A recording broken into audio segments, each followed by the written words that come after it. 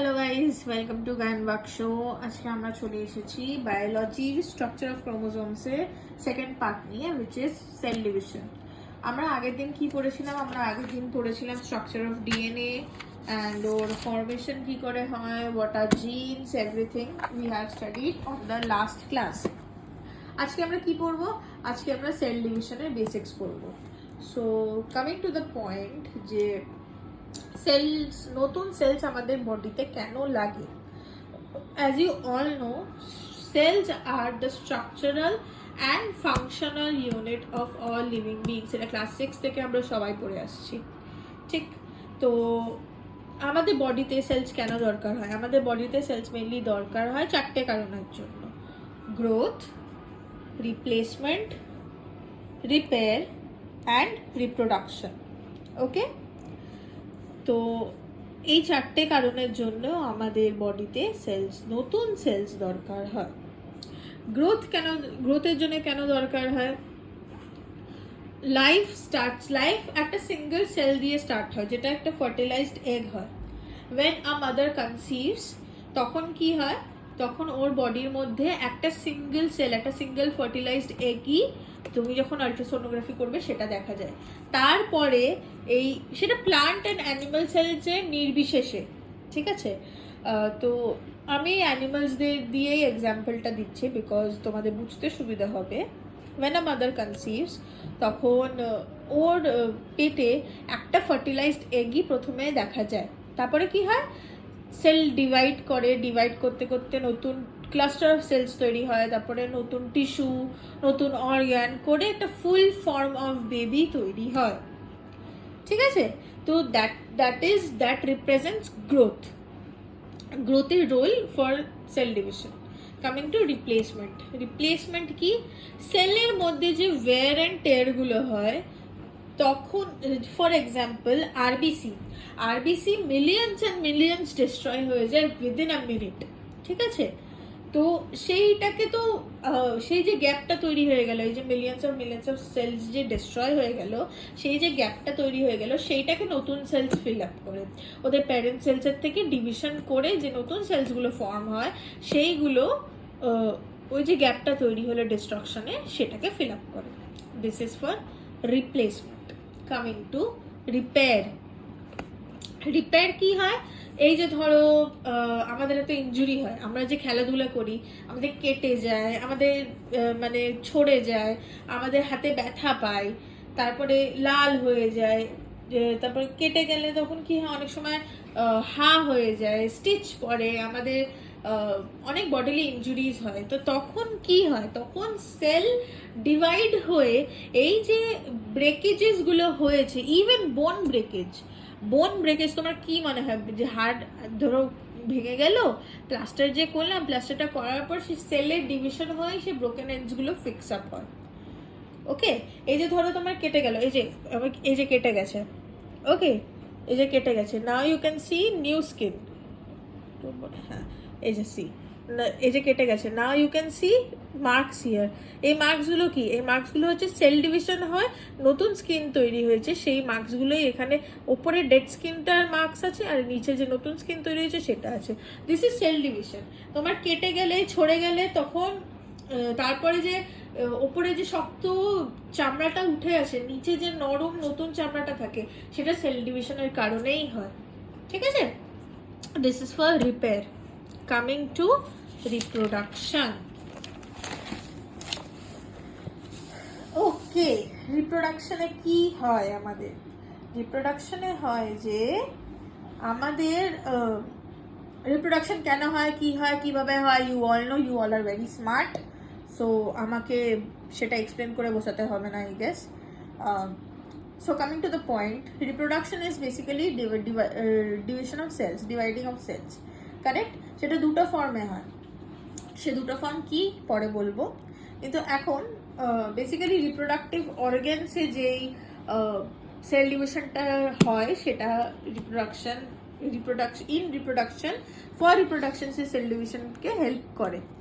এখানে যেমন লেখা আছে, দেখো, in higher forms special cells in the reproductive organs undergo special kind of cell division, okay, to produce sperms and eggs.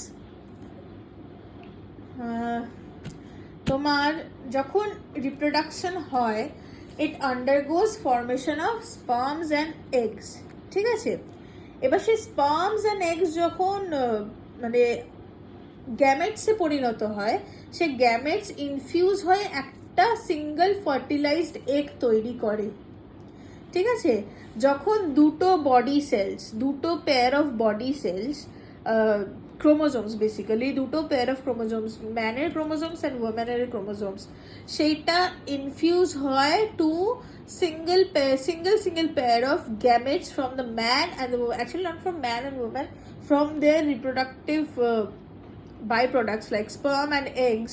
সেখান দিয়ে যে সিঙ্গেল তোমার ক্রোমোজোমসগুলো বেরিয়ে আসে, সেইটা ইনফিউজ হয়ে একটা সিঙ্গেল ফার্টিলাইজড এগ তৈরি হয়। সেই এগটাই is the new baby. Okay, এখানে লেখাই আছে special kind of cell division to produce sperms and eggs. The sperms and eggs receive only half number of chromosomes of chromosomes of their parent cells, that is one chromosome from each pair. আমাদের বডিতে একটা single সেলে 46 chromosomes থাকে, মানে 23 pairs of chromosomes থাকে। সেটা তোমার 23 pairs মানে হচ্ছে like this and this, cover this, okay? So সেটা এই দুটো মিলিয়ে এরকম মানে 23টা পেয়ার থাকে। দিস ইজ একটা ক্রোমোজোম, এইটা একটা ক্রোমোজোম, ঠিক আছে? এইটা একটা ক্রোমোজোম, এইটা একটা ক্রোমোজোম, কারেক্ট? এইরকম 23টা পেয়ার থাকে একটা ম্যানের বডিতে, একটা উমেনের বডিতে, ঠিক আছে? Which makes it to 46। এরকম এটা ব্রেকেজ হয়ে এরকম একটা একটা করে 23টা ক্রোমোজোম আসে ফ্রম স্পার্ম অ্যান্ড এগ, ঠিক আছে? সে স্পার্ম অ্যান্ড এগের 23 প্লাস 23 ইনফিউজ হয়ে 46 তৈরি হয়, which is one fertilized egg,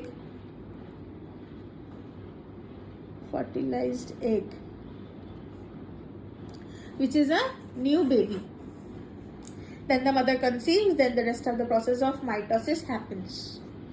Okay, like the growth of the cell, obviously.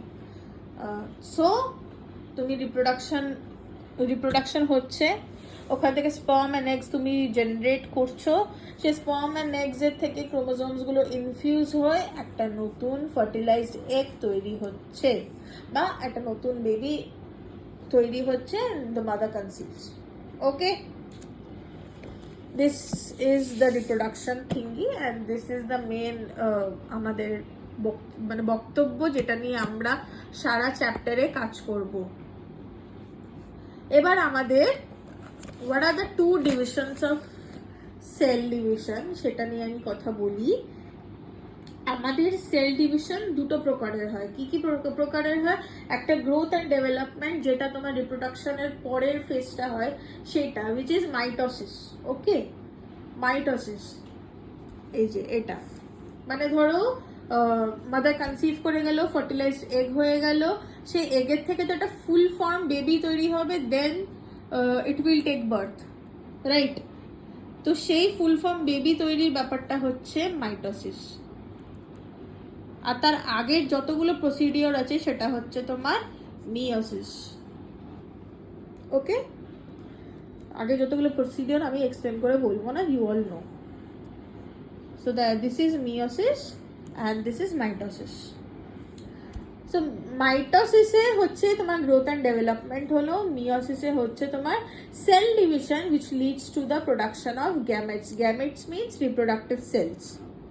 Okay, reproductive সেলসকে গ্যামেটস বলা হয়, বুঝেছো? এবারে মাইটোসিসের আমরা পরের ভিডিওতে পড়বো about mitosis. What is mitosis basically তুমি এখান থেকে দেখতে পাচ্ছ, there is nothing more to add in it, but যদি আরো কিছু ফ্যাক্টস যেগুলো অ্যাড করতে হবে সেগুলো আমি বলে দেবো for mitosis. And there are 4 phases of mitosis, which is prophase, metaphase, anaphase, telophase. একটা ছোট্ট ফার্টিলাইজড এগের থেকে ফুল ফর্ম বেবি কি করে তৈরি হয়, সেই পুরো প্রসেসটা এই 4টে ফেজের মধ্যে এক্সপ্লেন করা আছে।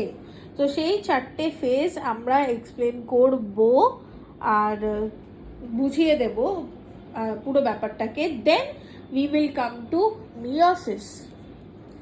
মিয়োসিসের ব্যাপারটা বোঝাবো, বাট আগে মাইটোসিসটা বোঝাটা খুব দরকার। সো মাইটোসিস মিয়োসিস নিয়ে এক্সপ্লেনেশন দেব অ্যান্ড মাইটোসিস মিয়োসিসের ডিফারেন্সটা বলবো। প্রাথমিক ডিফারেন্সটা তোমরা জেনেই গেছো যে mitosis happens in body cells and meiosis happens in reproductive cells. Mitosis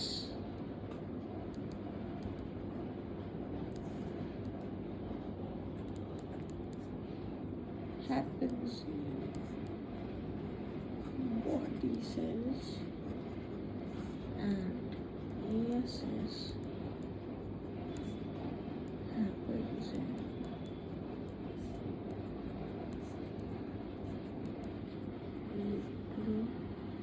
reproductive cells.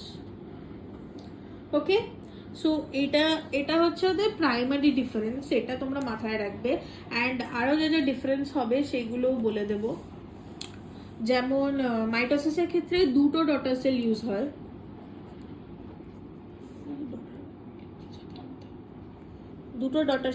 হয়, আর মিয়োসিসের ক্ষেত্রে 4টে ডটার সেল ইউজ হয়। এগুলো নিয়ে আমরা এক্সপ্লেনেশনে নেক্সট ভিডিওতে আসবো, বিকজ এই ভিডিওতে if I start it will get too long and you will lose the interest.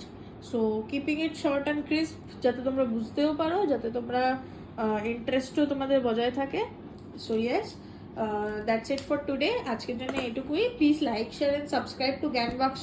And যারা কলকাতাতে অ্যান্ড ওয়েস্ট বেঙ্গল এরিয়াতে আসো, please be careful because there is a cyclone warning going on.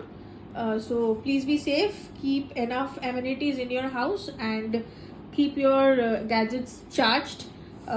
Until next video, bye bye and see you. Please press the bell icon to never miss an update. Bye.